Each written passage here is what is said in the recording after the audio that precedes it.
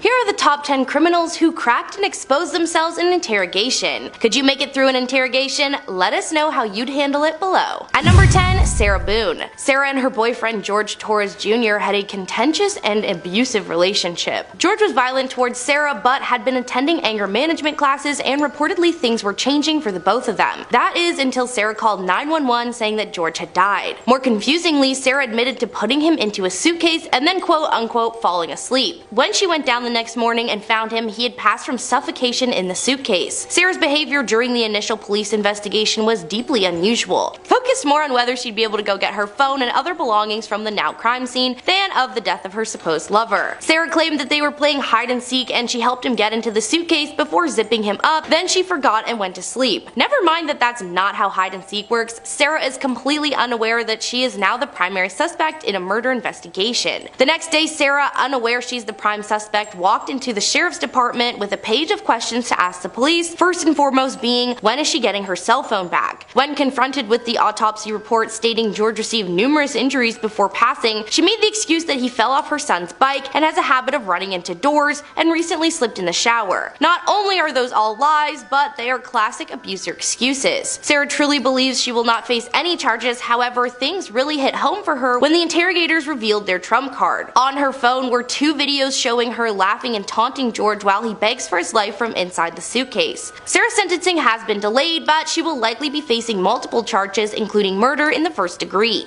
At number 9, Stephen McDaniel. Stephen McDaniel was an unsettled and disturbing man who had begun to become more and more obsessed with Lauren Giddens, a former classmate at Mercer University. Giddens lived in the apartment beside McDaniel's, and in the weeks and days leading up to her tragic slaying, would remark to her friends that she felt unsafe at home and that it felt like someone had been in her apartment while she was away. Her instincts were completely correct. Stephen had stolen a master key from a guard and was using it to break into her home on multiple occasions. On Sunday, June 26, 2011, he would break into her apartment while she slept and take her life following a vicious fight before dismembering her with a hacksaw. Lauren was quickly reported missing and searches were undertaken. During this time, while a news crew was outside the apartment, McDaniels tried to appear like a concerned friend and gave an interview to the news agency. While on camera, the news is revealed that her torso was found in the dumpster, to which Stephen immediately begins panicking, going pale and shivering. He would be brought into an interrogation with police and would try to play the role of the helpful and concerned friend, despite having only spoken to Lauren twice. However, the scratches on his chest and face would be identified by police and he would become the prime suspect and was put under intense investigator pressure. He would counter by acting like a deeply disturbed individual, speaking in monotone and trying to creep out the investigator. With the interrogation going poorly, investigators would resort to essentially just insulting Stephen before his apartment was searched and the hacksaw was found. Once damning evidence was presented, Stephen crumbled. At number 8, Chris Watts. Police were called to the Watts family home after a friend of the wife became concerned that Shannon Watts, then 15 weeks pregnant, had seemingly disappeared. She'd been dropped off the night before and was supposed to go to a doctor's appointment, however, her car and favorite shoes were still at the home. Police called Chris fearing that she may be incapacitated in the home and unable to respond, to which Chris made them wait for his return rather than have them kick down the door to save his wife. Already suspicious activity. Chris had in fact just finished dumping the bodies of his 2 children and burying his wife. During the immediate police investigation of the home, Chris acted far too casually and with far too little urgency for a distraught husband searching for his wife and kids. Chris tried to make it seem like she had run off with the kids following the beginning of their divorce process, but many of her belongings as well as vital medication for the kids was left behind. His own surveillance footage would show only him leaving the home and packing several black bags into his car, potentially damning evidence. He would severely fail a polygraph, which while not infallible can certainly be useful, and would then admit to taking Shannon's life to his father while alone with him in the interrogation room. Sadly for Chris, everything in the interrogation room is recorded, and after some more pressure, he would reveal the whole plot, including the location of the 3 bodies. He received 5 life sentences plus 48 years for the unlawful termination of Shannon's pregnancy and another 36 years for 3 counts of tampering with a deceased body. He will never see the light of day again. At number 7, George Hewley. One of the primary tactics used by investigators was put on full display during the interrogation of George Hewley. By acting like the detainee's friend and asking for clarification, small details can be gleaned through the lies. George is a textbook case. He had gone over to his ex-girlfriend's Yeardley Love's house to talk with her about getting back together and her having been with other men while they were apart. He would go on to violently assault her before leaving her unconscious and seizing, a clear sign of traumatic brain injury, and leave her to expire. When he was picked up for questioning, his main goal was clearly to avoid any indication of wrongdoing. However, he would quickly admit to having been at her home at the time of the slaying. He would then attest that she, during the argument, had repeatedly bashed her head against the wall in frustration, to which he had grabbed her supposedly in an attempt to make her stop. Unbeknownst to him, he had just admitted to actively coming in physical contact with her, and given the incredibly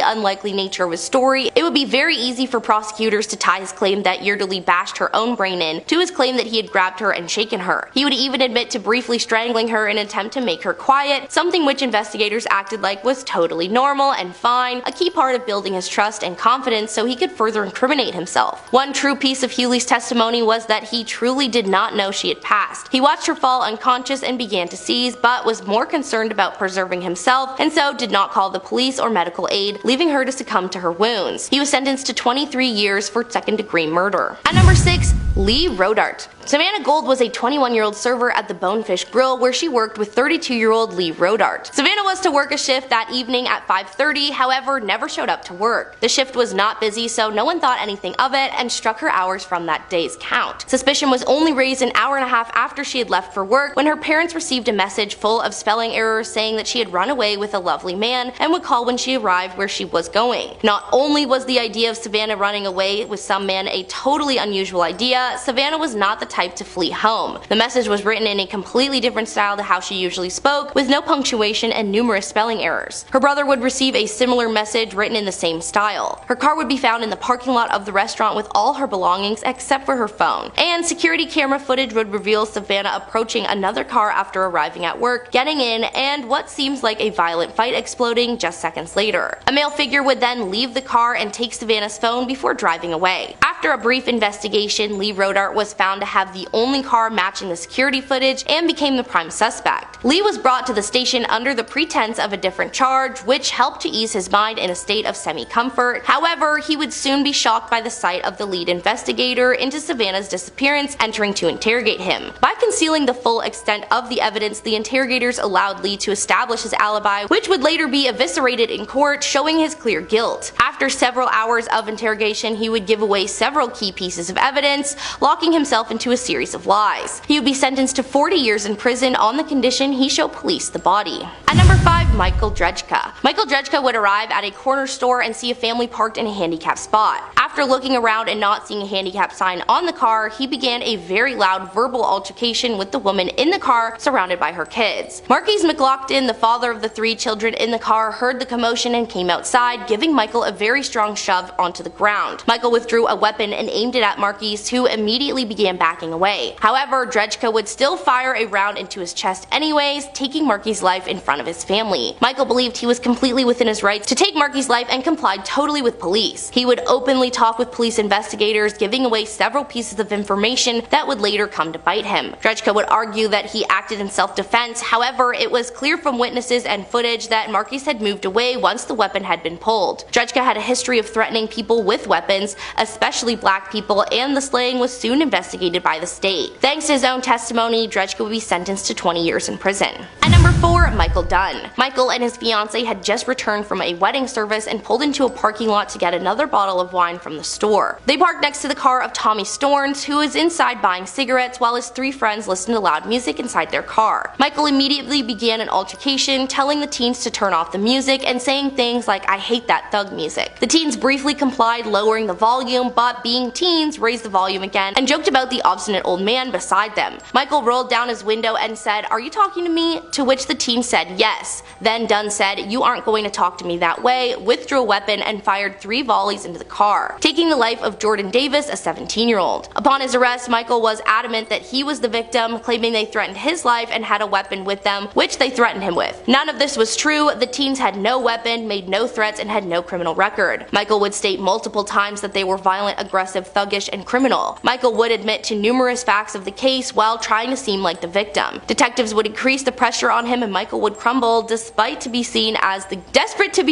the gloriously brave hero he saw himself as for viciously taking the life of a teen without provocation. He was sentenced to life in prison without parole plus 105 years. At number 3. Jennifer Pan. Jennifer was raised with extremely strict parents who had incredibly high expectations of her and were not shy of showing their deep disappointment when she failed to meet them. She lied about working at a hospital so she could go see her boyfriend, but her parents eventually found out and threatened to disown her, forcing her to break up with her boyfriend and only leave the house for her piano lessons. Jennifer couldn't stand this and arranged with her boyfriend and some friends to stage a break-in, during which both her parents would be slain. Police were immediately suspicious that she had suffered no injuries and began a carefully planned interrogation. Jennifer needed to believe she was getting away with the crime, all the while she steadily dug herself into a deeper and deeper hole. The investigators expertly played on her fears and emotional instability using methods many parents are deeply familiar with: guilt, silence, and cutting passive aggression. After allowing Jennifer to describe her whole alibi, the investigators began to calmly and steadily poke holes into the story, steadily undermining Jennifer, making her more and more mentally exhausted. Eventually, Jennifer simply couldn't keep up the act and collapsed under the pressure. She would outright admit to the details of the crime after several hours of cunning interrogation. Her father would survive and provide the final damning testimony. At number 2, Stephanie Lazarus. Stephanie was a police officer for several decades before she was subtly pulled into an interrogation room by her own colleagues. They began to ask about John Ruetten, a man whom she had dated for 4 years, though he always insisted it was just a casual thing. John would meet Sherry Ramusin a little while after they fell in love. Stephanie, enraged, broke into their home while Ramusin was alone and attacked her before taking her life. The case went cold for 20 years, however in 2009 it led back to Lazarus. Investigators knew that if she ever felt under suspicion, she would clam up and get a lawyer, so they played the whole situation as concerned friends, trying to help her avoid some nasty rumors. She showed numerous signs of guilt, such as over-explaining answers to simple questions, feigning ignorance, and pretending not to remember details. The detectives subtly but continually amped up the pressure, keeping her on the defense without giving away too much. Thanks to the brilliant game plan from the detectives, she would steadily further and further expose her guilt. She would be sentenced to 27 years to life in prison.